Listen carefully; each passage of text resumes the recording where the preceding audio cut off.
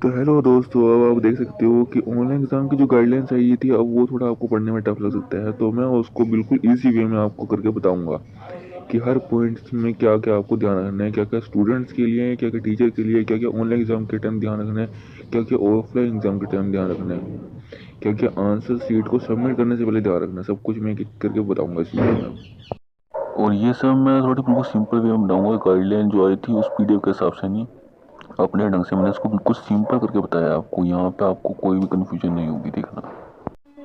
तो जो online paper देंगे उनके लिए पहले तो ये है कि उनको ऑनलाइन एग्ज़ाम के टाइम पे प्रॉपर कनेक्टिविटी पहले से ही तैयार रखनी है कि भाई हमारी प्रॉपर कनेक्टिविटी हो। क्योंकि अगर प्रॉपर कनेक्टिविटी की दिक्कत पड़ जाएगी तो यही चक्कर पड़ेगा कि आपको ऑफलाइन एग्ज़ाम के लिए अगली बार बुलाया जाएगा। दूसरा ये है कि कैमरा आपका क्लियर होना चाहिए और आप अच्छे से दिखने चाहिए। ये नहीं कि कैमरा ब्लर होना चाहिए या आप साफ ना दिखो, क्योंकि उस केस में भी अगर आप साफ दिखोगे या अंधेरा हो जाता है कमरे में, तो आपको उस केस में भी ऑफलाइन एग्ज़ाम के लिए बुलाया जा सकता है। जैसे कि प्रॉपर मैंने थर्ड पॉइंट पर लिखा कि लाइट की सुविधा होनी चाहिए। ये नहीं कि अंधेरा हो जाए, अगर अंधेरा हो गया और आप दिखते नहीं हो तो उस केस में भी दिक्कत पड़ सकती है। तो लैंप लूप जो भी हो उसी को अपने पास रख लेना।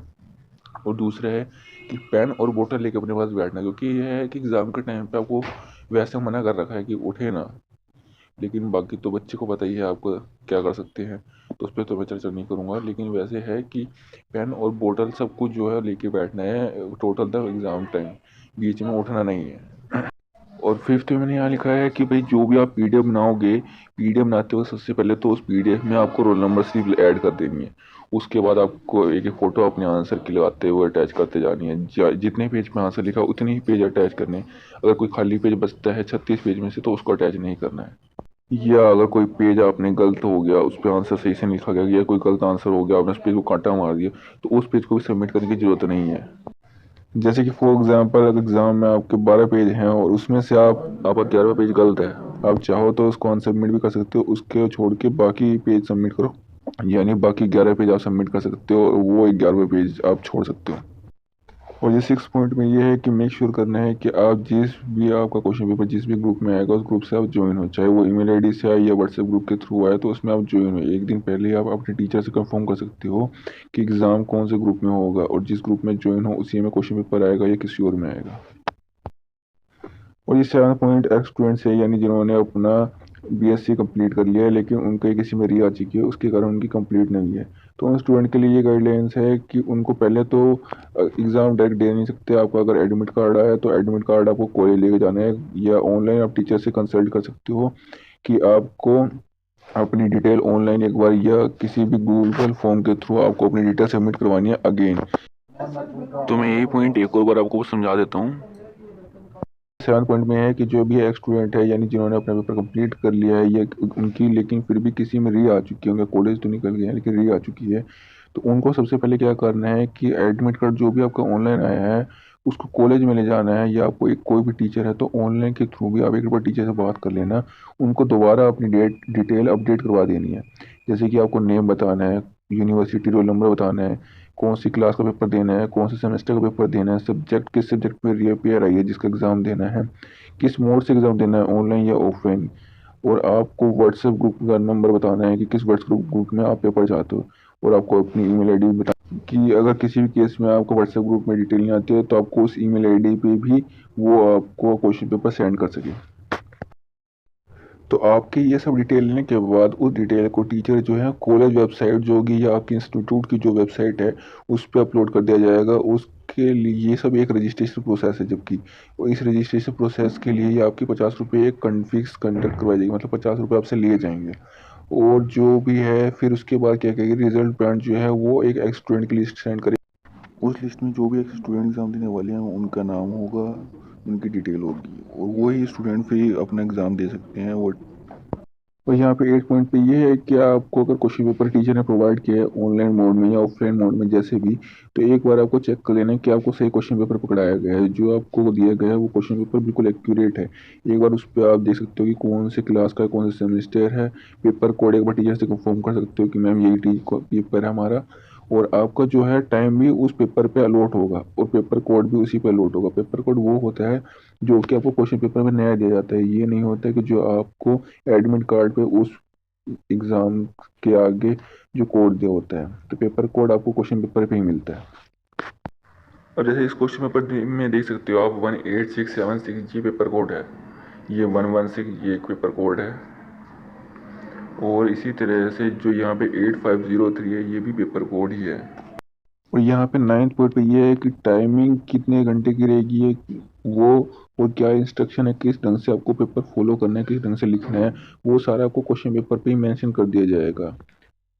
और आपको जो क्वेश्चन पेपर की वैसे टाइमिंग है तो वो 4 घंटे की है, जिसमें 3 घंटे तो आपको पेपर अटैम्प्ट करने का टाइम है, और 1 घंटे में आपको पेपर अपलोड करना है, डाउनलोड करना है, सबमिट अपने अटेंडेंस करने, गूगल फॉर्म के थ्रू आपको अटेंडेंस सबमिट करवा ली जाएगी, तो वो भी उसी आपको 4 घंटे में करना है।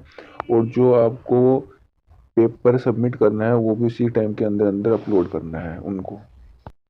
और यहाँ पे ये है कि जो आपका पेपर होगा मॉर्निंग शिफ्ट और इवनिंग शिफ्ट के थ्रू होगा। मॉर्निंग शिफ्ट के 4 घंटे ऐसे होंगे, 9:30 से एग्ज़ाम स्टार्ट हो जाएगा और 1:30 पे ख़त्म हो जाएगा। इस तरह से मॉर्निंग शिफ्ट के 4 घंटे रहेंगे। और इवनिंग शिफ्ट जो है वो 1:30 बजे से स्टार्ट होगा और 5:30 बजे तक चलेगा, मतलब ये 4 घंटे का इवनिंग शिफ्ट का टाइम हो गया।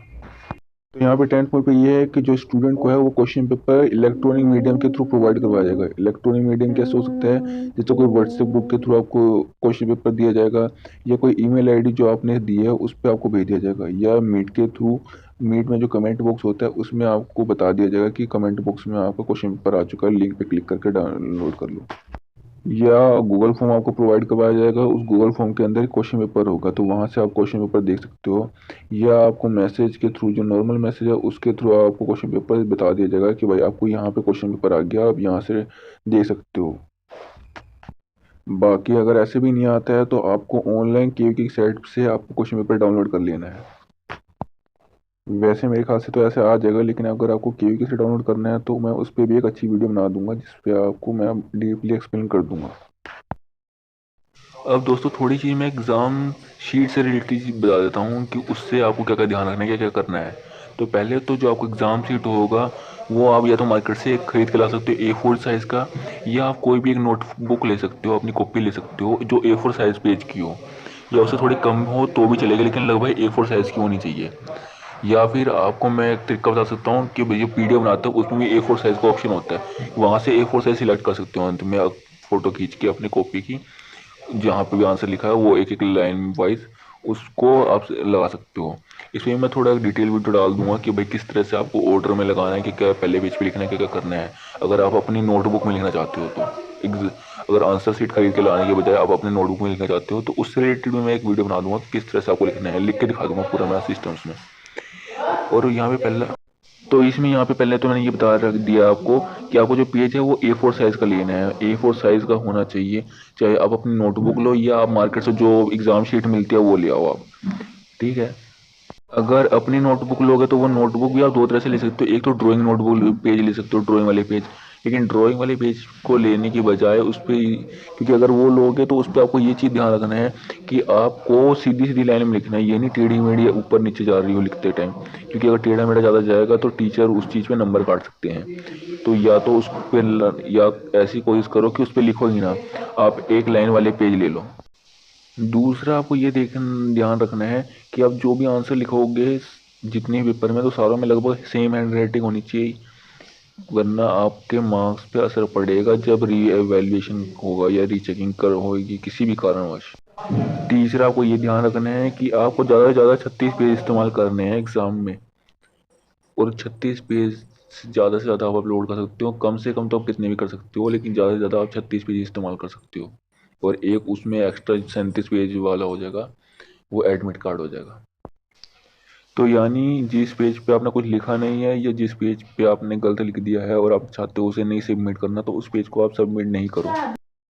फोर्थ पॉइंट पे यही है कि जो आपको आंसर लिखना है वो एक सीरियल वाइज लिखना है, जैसे क्वेश्चन पेपर में दिया हुआ है उसी हिसाब से लाइन वाइज अटेम्प्ट करना है, ऊपर नीचे नहीं कर सकते आप। और क्वेश्चन लिखते वक्त क्वेश्चन नंबर जो है वो मिडल में होना चाहिए, और मिडल में ऐसा कर सकते हो कि पहला आंसर अगर ख़त्म हुआ है तो 2 लाइन छोड़कर नया क्वेश्चन नंबर लिखो, और वो क्वेश्चन नंबर बीच में होना चाहिए, लाइन में मिडल में। तो या फिर पॉइंट पे यही है कि हर पेज पे आपको पेज नंबर लिखना है, पेपर कोड लिखना है और सिग्नेचर आपको लिखना है।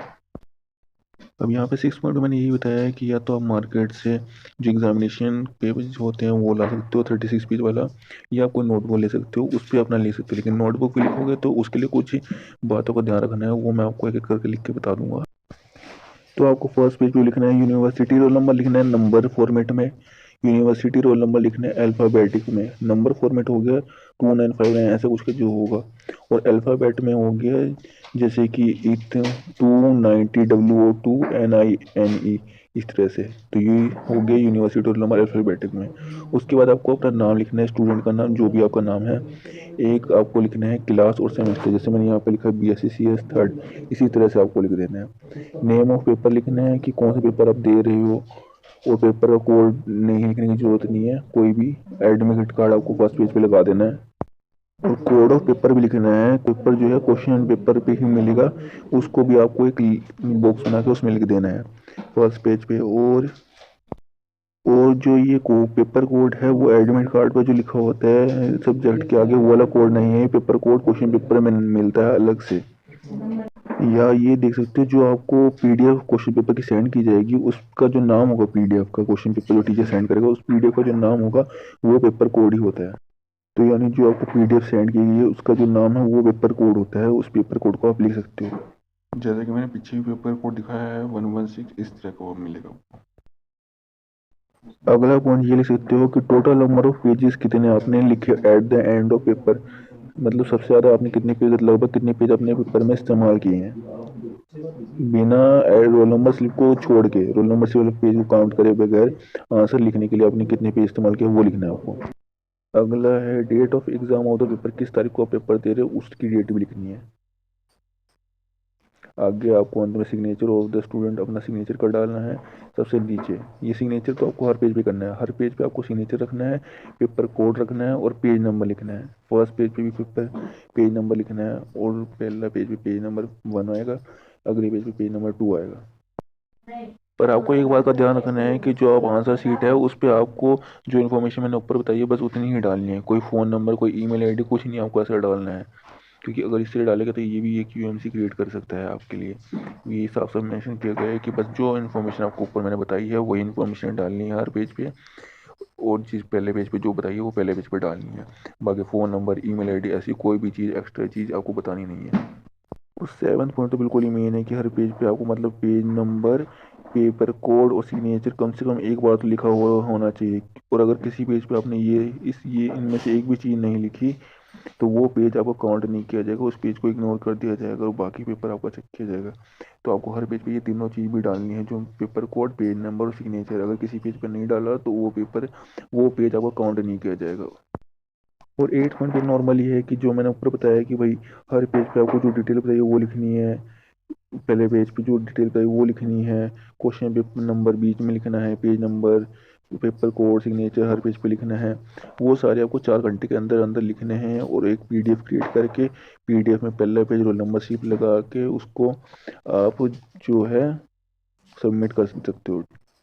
और अगर वेबसाइट आपको जाननी है कहाँ से PDF बनाना है, ये वेबसाइट नहीं है, आप ऐप डाउनलोड कर लेना, क्योंकि वेबसाइट है एग्ज़ाम का टाइम हैंग हो सकती है, तो आप एक ऐप डाउनलोड कर लेना। और ऐप में अगर डाउनलोड करने के बारे में आपको जानना है कौन सा ऐप सही है, क्या बेटर है, तो उस पर भी आप कहोगे तो मैं उसको बना दूंगा, लेकिन वैसे बनी पड़ी है। अगर आपको ज़रूरत हो कि अच्छे से डिटेल में जानना है तो डिटेल में मेरे ख्याल से नहीं है कोई भी, मैं देख लिया है, मैं आपको एक बेस्ट वीडियो बना दूंगा अगर आप कहोगे तो। और ये 9th पॉइंट भी ज़्यादा इंपॉर्टेंट है। 9th पॉइंट में मैंने ये बताया है कि जो आप एडमिट कार्ड है वो एडमिट कार्ड आप ऐसे ही नहीं लगा दोगे जो आपको मिला है, उसके पहले पेज पे एक तो फ़ोटो आपकी होनी चाहिए, नई फ़ोटो होनी चाहिए लेटेस्ट।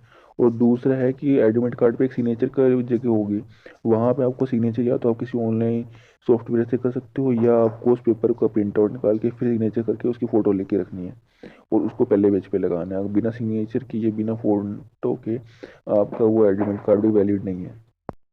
और ये बात तो 10th सिंपल सी है कि भैया पेपर सबमिट करने से पहले 2-3 चीज़ों को आप जरूर चेक कर लेना है, कि पहले तो आपका रोल नंबर से PDF में आपने लगा दियो, और दूसरा जो PDF बनाते टाइम हर पेज पे आपका पेपर कोड और सारी डिटेल जो है वो भरी होनी चाहिए, क्वेश्चन नंबर सेंटर में होना चाहिए, हर क्वेश्चन नंबर साफ साफ दिखना चाहिए। अब 11 नंबर पॉइंट पे यही है कि अगर पेन शीट जो आपको यूज़ करनी है वो कैसे करनी है। पेन तो पहले आपको जो है वो ब्लू यूज़ कर सकते हो या ब्लैक कर सकते हो। इसके अलावा ग्रीन पेन आता है, रेड पेन आता है, इन सबको यूज़ नहीं करना। बस 2 ही तरह के आपको पेन पेपर में यूज़ करने हैं, या तो ब्लू कर लो या ब्लैक, या दोनों भी कर सकते हो साथ साथ। शीट क्या है, शीट का तरीका ये है कि शीट आप ड्राइंग शीट भी यूज़ कर सकते हो या लाइन वाली शीट भी यूज़ करते हो, नोटबुक कोई भी आपकी कॉपी हो A4 साइज़ की। लेकिन अगर आपको इस पर यूज़ करना है तो इसके लिए जो मैंने कंडीशन आपको बताई है वो सब लिखना है। पहले पेज पे आपको अपने नोटबुक पे जो जो डिटेल रखनी है उसको भरना है। हर पेज पे सिग्नेचर, पेपर कोड और जो डिटेल है वो पेज नंबर डाल देना है। उस हिसाब से आपको हर पेज पे रखना है। अब आपको अपनी नोटबुक A4 साइज़ पे कैसे लिखना है, अगर A4 साइज़ की आपकी नोटबुक नहीं है तो PDF बनाते टाइम आपको A4 साइज़ का ऑप्शन मिल जाता है, तो वहाँ से आप उसको A4 साइज़ कर सकते हो। ठीक है, A4 साइज़ में आपको सेंड कर देना है। और लेकिन अगर आपकी कॉपी A4 साइज़ से छोटी है ज़्यादा, तो आप उसके साइज़ को थोड़ा बड़ा करके दिखा सकते हो, क्योंकि क्लियर वर्ड दिखने चाहिए। क्लियर वर्ड अगर नहीं दिखते हैं आपके तो वहाँ पे भी आपके मार्क्स कट सकते हैं। एक और बात ध्यान रखनी है, अगर आप ड्राइंग पेज पे बना रहे हो तो उसमें आपको स्ट्रेट लाइन में लिखना है, ज़्यादा ऊपर नीचे नहीं होना चाहिए। अगर ऊपर नीचे हो रहा है तो वहाँ पे भी आप टीचर मार्क्स नहीं देंगे, और हो सकता है उस केस में आपके पेपर भी चेक ना हो। अब आपको ये 12 पॉइंट में ये है कि आपको स्क्रीन के सामने एग्जाम टाइम में कैसे बैठना है। तो सबसे पहले तो यही है कि आपको स्क्रीन के पहले सामने बैठना है, और आपका जो चेहरा है वो क्लियर दिखना चाहिए। और कैमरा को कैसे रखना है कि कैमरा को ऐसे रखना है कि आपका चेहरा भी दिखे और आपकी शीट भी दिखे। वैसे अगर टीचर बोलेगा शीट दिखाने को तो दिखा सकते हो, वरना आपका चेहरा तो दिखना ही चाहिए। और यहाँ पे 13 पॉइंट बिल्कुल सिंपल से है कि आपका माइक जो है वो एग्ज़ाम टाइम में ऑफ रहेगा, और जो आपका कैमरा है वो एग्ज़ाम के टाइम में ऑन ही रखना है। और 14 पॉइंट यहाँ पे है कि एग्ज़ाम टाइम में आपका कोई रिलेटिव कैमरा में नहीं आना चाहिए, या अगर कैमरे में आता है तो ऐसा नहीं लगना चाहिए कि वो आपको आंसर बता रहे हैं या वो आपकी हेल्प कर रहे हैं। अगर ऐसा लगता है कि वो आपकी हेल्प करने के लिए आए हैं तो वहाँ पे भी आपका UMC क्रिएट कर सकते हैं, टीचर को अगर ऐसा एहसास हो जाता है तो। और 15 पॉइंट पे यही है कि अगर बच्चे एग्ज़ाम के बाद ऑनलाइन एग्ज़ाम दिया और उसका री एवेल्यूशन का फॉर्म भरना चाहते हैं तो उसकी अप्लाई एक टाइम पीरियड होगा, उस टाइम पीरियड में करना है।